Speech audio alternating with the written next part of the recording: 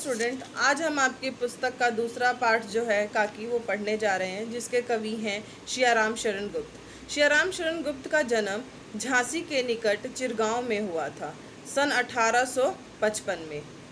सियाराम शरण गुप्त राष्ट्र कवि मैथिली शरण गुप्त के अग्रज थे। प्रारंभिक शिक्षा पूरी करने के बाद इन्होंने घर पर ही गुजराती, हिंदी, इंग्लिश भाषा सीखी।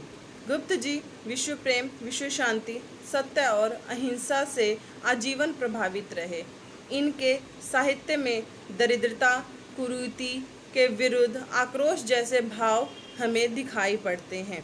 गुप्त जी को दीर्घकालीन साहित्य सेवा के लिए सन 1962 में सरस्वती हीरक जयंती के अवसर पर सम्मानित किया गया। इन्हें नागरी प्रचारणी सभा वाराणसी द्वारा सुधारक पदक से भी विभूषित किया गया। 9 मार्च 1963 को इनका निधन हो गया। गुप्त जी की भाषा जो है वह सरल है, सहज है और व्यवहारिक है। स्टूडेंट्स, अब हम कहानी की तरफ बढ़ते हैं, जो है काकी। उस दिन बड़े सवेरे श्यामू की नींद खुली तो उसने देखा कि घर पर कोहराम मचा हुआ है। कोहराम का मतलब है रोना। उसकी माँ नीचे से ऊपर तक एक सफ़ेद कंबल ओढ़े भूमि शयन कर रही थी और घर के सब लोग उसे घेर कर बैठे बड़े करुणा ढंग से विलाप कर रहे थे। लोग जब उमा को शमशान ले जाने के लिए उठाकर लाए तब श्यामू ने बड़ा उपद्रव मचाया। लोगों के हाथ से छूटकर वह उमा के ऊपर जा गिरा और बोला, काकी सो रही है, उसे इस तरह उठाकर कहाँ ले जा रहे हो? मैं न जाने दूंगा। लोग बड़ी कठिनता से उसे हटा पाए। काकी के दाह संस्कार में उसे नहीं लेके जाया गया।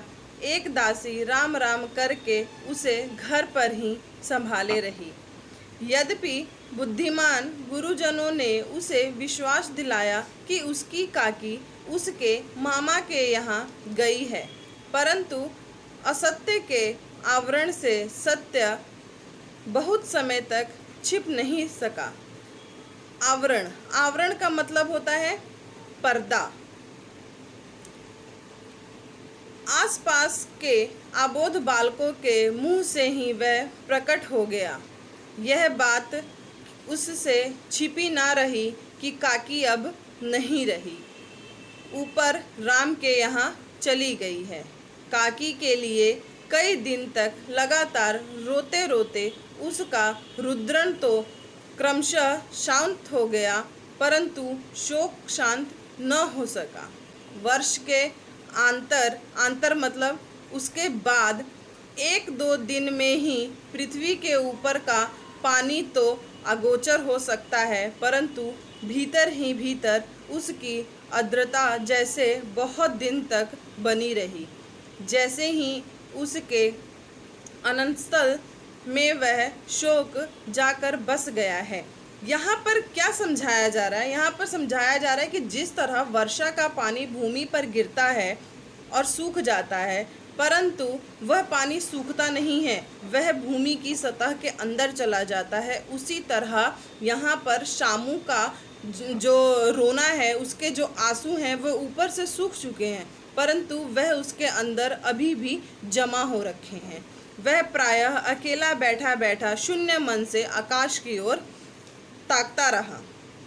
एक दिन उसने ऊपर आसमान में पतंग उड़ते देखी।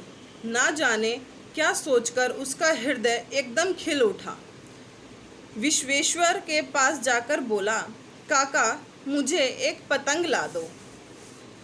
पत्नी की मृत्यु के बाद विश्वेश्वर अन्यमनस्क रहा करते थे। अन्यमनस्क मतलब जिसका मन कहीं और ना लगता हो। अच्छा मंगा दूंगा कहकर वह उदास भाव से कहीं और चले गए। श्यामू पतंग के लिए बहुत उत्कंठित था। वह अपनी इच्छा किसी तरह रोक ना सका। एक जगह खूंटी पर विश्वेश्वर का कोट टंगा हुआ था। इधर उधर देखकर उसने एक स्टूल सरकाकर लाया और ऊपर चढ़कर कोट की जेब टटोली। उसमें से एक चवन्नी का आविष्कार करके वह तुरंत वहाँ से भाग गया। सुखिया दासी का लड़का भोला श्यामू का समवयस्क साथी मतलब समान आयु का उसका साथी था। श्यामू ने उससे चवन्नी देकर कहा, अपनी जीजी से कहकर गुपचुप एक पतंग और डोर मंगा दो। देखो खूब अकेले में लाना, कोई जान ना पाए। पतंग आई। एक अंधेरे घर में उसमें डोर बांधी जाने लगी। श्यामू ने धीरे से कहा, भोला किसी से ना कहो तो एक बात कहूँ। भोला ने सिर हिलाकर कहा, नहीं किसी से नहीं कहूँगा। श्यामू ने सिर हिलाकर कहा, मैं यह पतंग ऊपर राम के यहाँ भेजूँगा। इसे पकड़कर काकी नीचे उतर जाएगी। मैं लिखना नहीं जानता, नहीं तो मैं इस पर उनका नाम लिख देता। भोला श्यामू से अधिक समझदार था। उसने कहा, बात तो बहुत अच्छी है, परंतु एक कठिनता है। यह डोर पतली है, इसे पकड़कर काकी उतर नहीं सकती। इसके टूट जाने का डर है।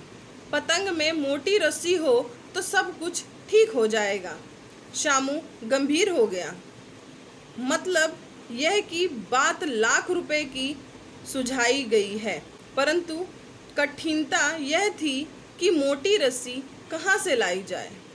पास में दाम है नहीं। घर में जो आदमी उसकी काकी को बिना दया माया के जला आए हैं, वे उसे इस काम के लिए कुछ नहीं देंगे। उस दिन श्यामू को चिंता के मारे बड़ी रात तक नींद नहीं आई।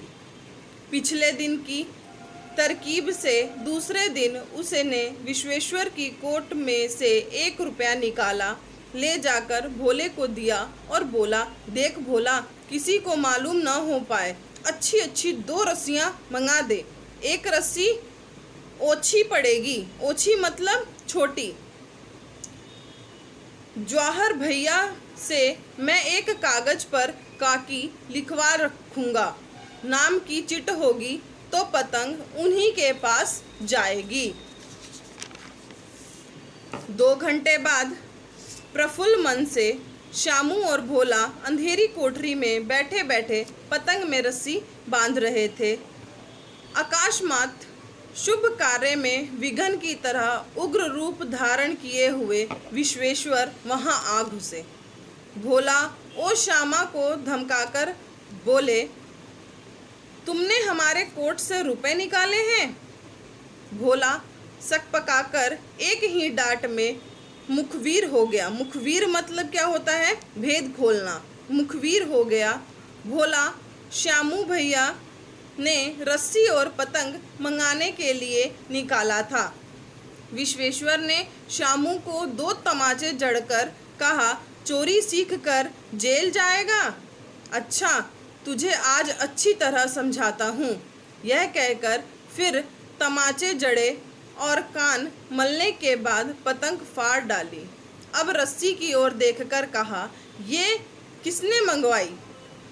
भोले ने कहा, इन्होंने मंगवाई थी। कहते हैं इससे पतंग तानकर काकी को राम के यहाँ से नीचे उतारेंगे। विश्वेश्वर हतबुद्धि होकर वहीं खड़े रह गए।